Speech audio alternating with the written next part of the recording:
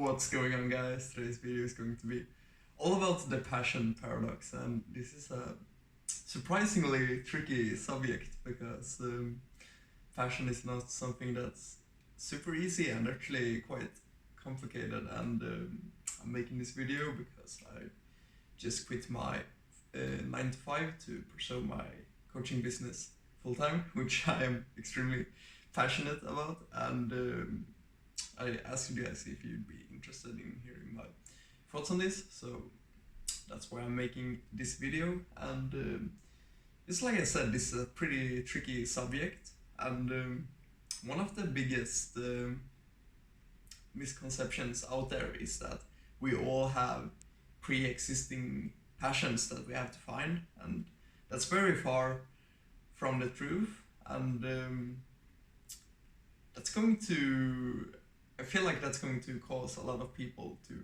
feel lost and trying to chase something that they're never actually going to find. So what I recommend instead is that you look at what things come naturally to you, or what you would do if you didn't get paid for it. So just that you're purely enjoying it, and you can kind of start building it from there, because once we have that, something that comes easy and natural to us and that we really enjoy doing, doesn't mean that we're going to be great at it. So for me personally, when I started my coaching business, I wasn't very good at it. I had to learn through trial and error. I had to start going into different kind of mentorships programs and learning from other people before I actually got good at it. And now that I'm actually good at it and getting results for people, I just feel so much more passionate about it, and it brings me so much joy when I can actually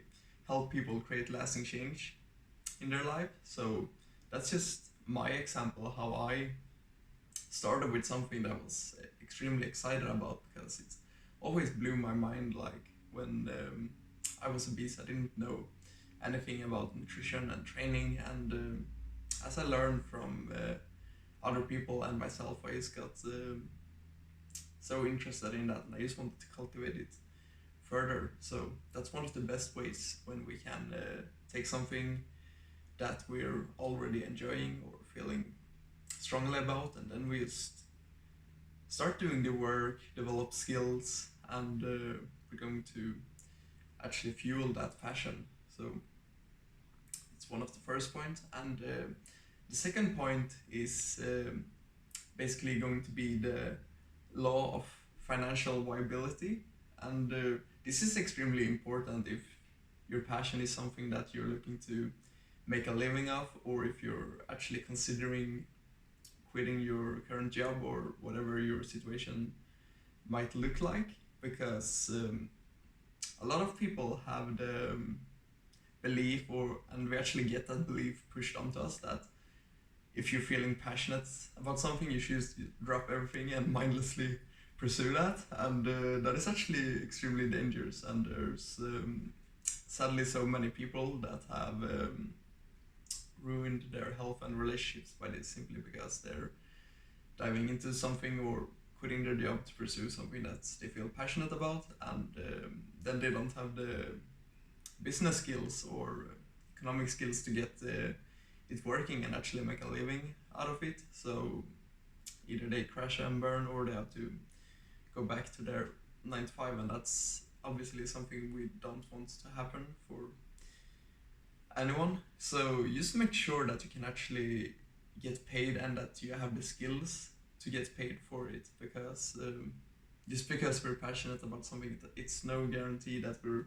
going to be able to make a living out of it. And one thing that I am seriously affected by is survivorship bias. And what this basically means is that when we're looking at Instagram or the news, we always see these highly successful people that have made it, but we don't see the people that have put their heart and soul into everything, but they didn't make it. And there's actually quite many of those, but we're not going to hear about them in the news or see them in social media. So that's something to take into consideration.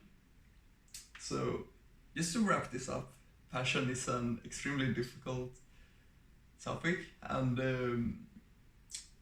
I definitely feel like everyone should pursue their passion, but we have to be thoughtful and have a plan about this subject, because we can't just dive in and expect that everything is going to work out, because when it comes to creating work we love, having skills is actually going to trump passion every time.